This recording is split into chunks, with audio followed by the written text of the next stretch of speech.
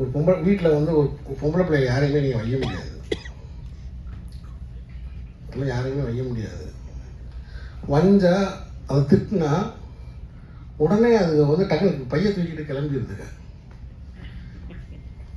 முந்தி மாதிரி போகாமலாம் கிடையாது, டக்குன்னு உடனே பைய தூக்கிட்டு கிளம்பிடுங்க.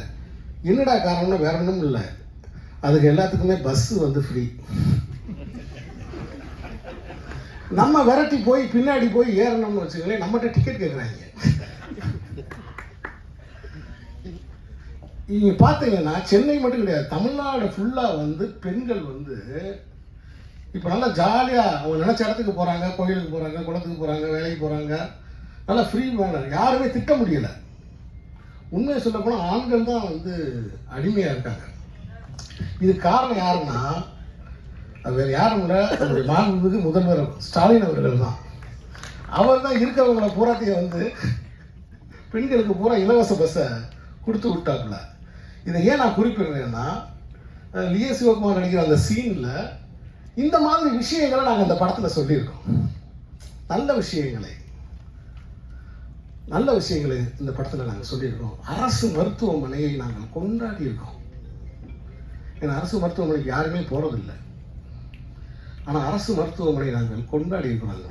இந்த படத்தில் அரசு மருத்துவர்களையும் நாங்கள் வந்து பெருமைப்படுத்தியிருக்கிறோம் இந்த படத்தில்.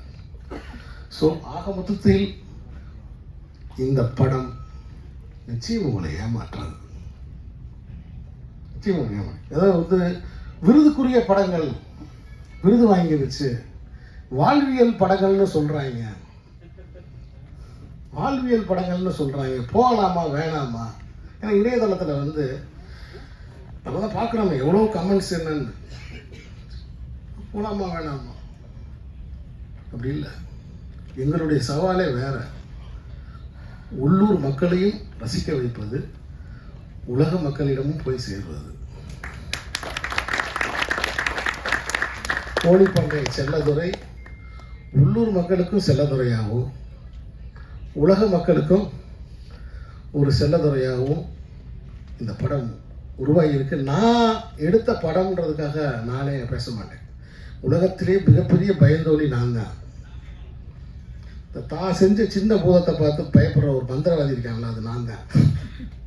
இது என்ன செய்யுமோ ஏது செய்யுமோ அப்படின்னா, என்ன ஏகன் நல்லா இருக்கா, அவங்க அப்பாட்ட கேட்பேன், என்ன சார் நல்லா இருக்கா சார், இப்படி கேட்டுக்கிட்டு இருக்கக்கூடிய ஒரு ஆள் நானே கான்ஃபிடண்டாக சொல்கிறேன், இந்த படம் உங்களை கண்டிப்பாக ஏமாற்றாது. உங்கள் அனைவருக்கும் என்னுடைய நன்றி, வணக்கம்.